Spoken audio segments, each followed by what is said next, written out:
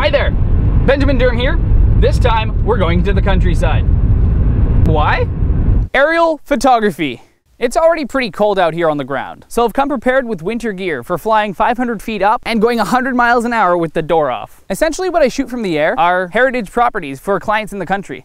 See, there's a lot of history, heritage, family memories, and money that go into these properties out in the country. So I was hired on by the brains of the operation, Joseph, who's been doing it for more than 25 years. And then there's Dave. He's the pilot who's getting his hours for his commercial license. And he's getting a ton of those just from flying me around. As for myself, I'm the photographer. I hang out of the side of the plane, okay, not actually, but pretty close to it, taking photos for Joseph's clients while Dave flies. So now that you kind of know what we're doing, let's go do this. It'll be fun, I think.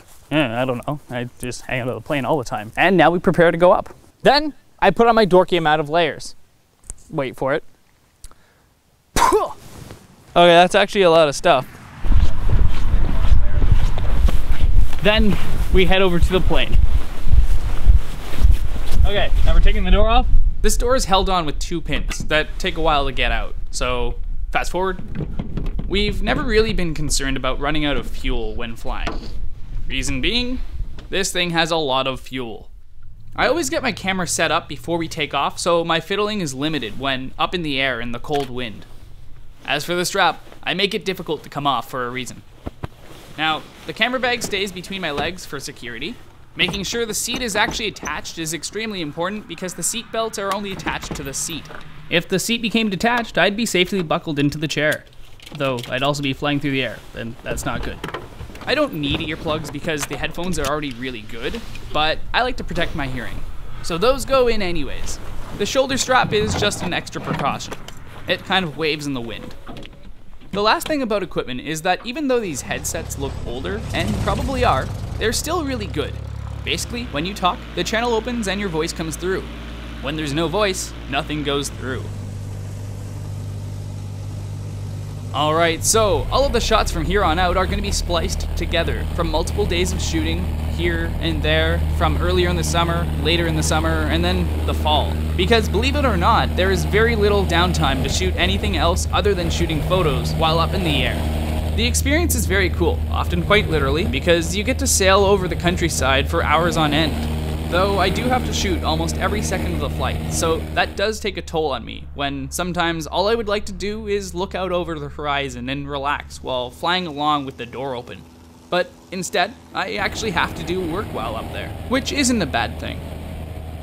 Now that we're up in the air, Dave flies to the prearranged location and flies back and forth in a grid pattern, and sometimes circles so that I can get the desired shots out of the right side of the plane. We fly at about 500 feet. And we're going about 100 miles an hour. We can't fly too low or people would start complaining about the noise. Any higher and we wouldn't be able to get good shots. I brace myself sideways in the seat and my right leg catches a lot of wind. That leg can get really cold really fast because it doesn't get a break from the wind. There's no chance for it to warm up at all. So I always wear something really warm and wind resistant on that leg. My left leg, on the other hand, is inside the plane and is really warm and toasty by the heater. In fact, one day, my shoe was actually melted by the heater because it was so hot and I didn't notice it. My phone takes high quality videos, so sometimes I hold it out of the door to get some neat shots. When I had a phablet for a phone, one time it almost got ripped out of my hand by the wind because of the surface area on it. It was like holding an iPad out of the window of a speeding car on the highway. Yeah, tough. The shoots can take anywhere from 1 to 4 hours, and then it's back to the landing strip. Naturally, we land facing into the wind. Flaps up, throttle back, and we ease in for a landing.